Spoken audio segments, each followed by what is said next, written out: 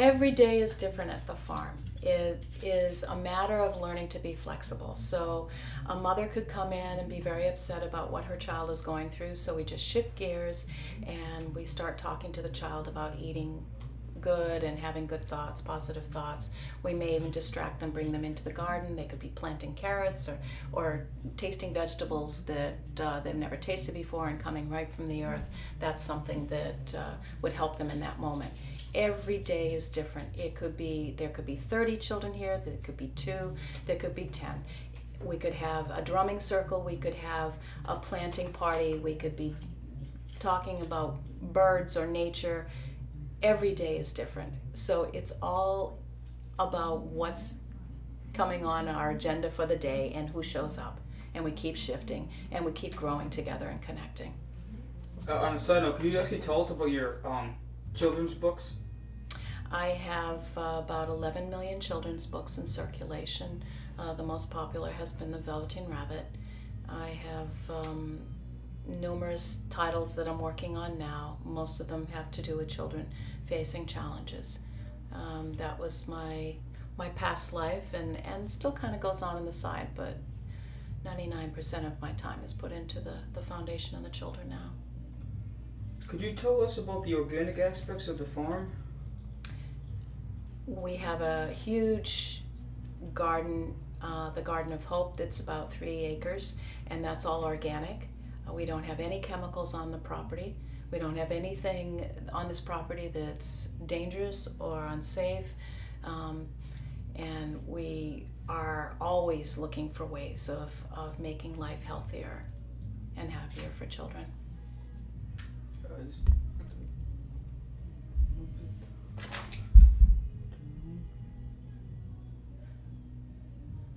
I can tell you a little bit about the food, the organic.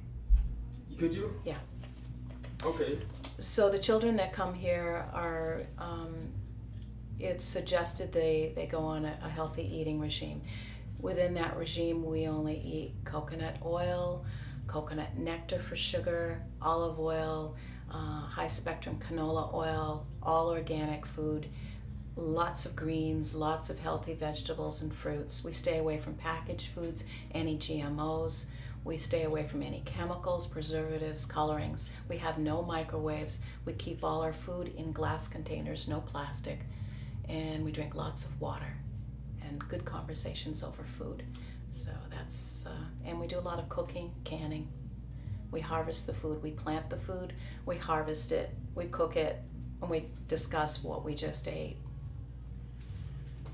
Could you tell us why that would be important to people, even without cancer, healthy eating? Healthy eating isn't just about cancer, it's about anyone wanting to stay healthy. The outer aisles of the supermarket are the healthiest aisles to shop, but even there you can find things that are not good for you.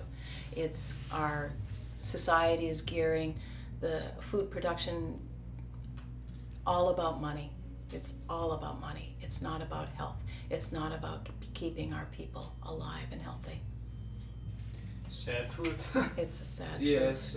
What's your favorite animal and why? I guess that was just kind of a random question in there. My favorite animal in the whole world is Zen, my dog. She's a Jack Russell named Zen, kind of a play on words or not play on words. It's Zen is the opposite of what her name is, but I love her, and she keeps everybody laughing here. What do you hope people can learn about what you're trying to promote through the Magical Moon? I hope that people learn when they visit here. I hope they learn that we're all one. We're all connected. It doesn't matter what our beliefs are, what our backgrounds are. We're all connected in the same way, and we need to work together to survive. Well, what do you hope the farm can? What do you hope can be accomplished at the farm in the next 10 years? I don't like to look at the next 10 years. I like to look at just today, because today is the only thing that we have in our control, right? And we don't even have that in our control. But I guess in a perfect world, this place would thrive in the next 10 years. All the children that come here and have learned and have grown stronger will be the ones that run the foundation and run the farm, and it will stay here for as long as I can imagine for children in need. Yeah, I mean, I guess I always say, like, goals maybe. Do you have any goals that you would like to see in the next 10 years, or The goals that I have in the next 10 differences years. made, I guess? I'd like to see the farm grow as an educational learning center, a place where anybody could come and they could find the answers to problems in their life, and they feel safe in here. Now, if you could send a message to everyone not involved with the farm on healthy eating and living, what would it be? Focus on the positive, detach from negativity, and turn every challenge into an opportunity. Simple as that. And I was also going to say, could you talk about maybe your yoga and how that influences the farm and the overall, I guess, spiritually, how... We offer yoga, brain gym, tai chi, movement classes, sound classes, music, writing, anything that will take the inner you and make that inner you stronger and happier. Yeah.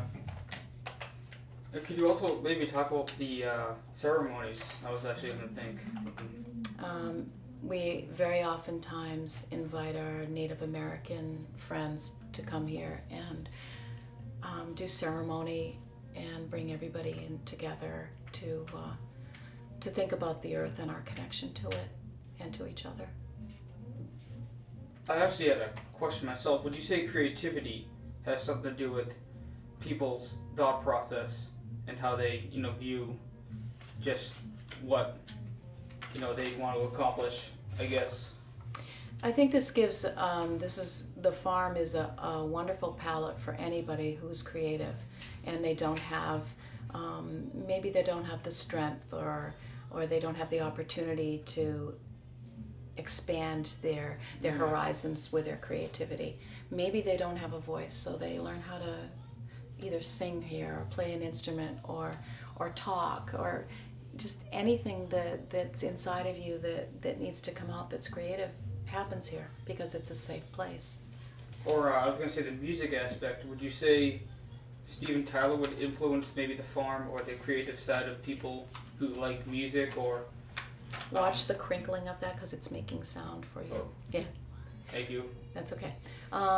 Steven Tyler's been a good friend of mine for many years, going on probably 15, 16 years now. Oh. And when he visits the farm, he comes with... Sorry. We'll just let it ring and answer itself, but just get rid of that.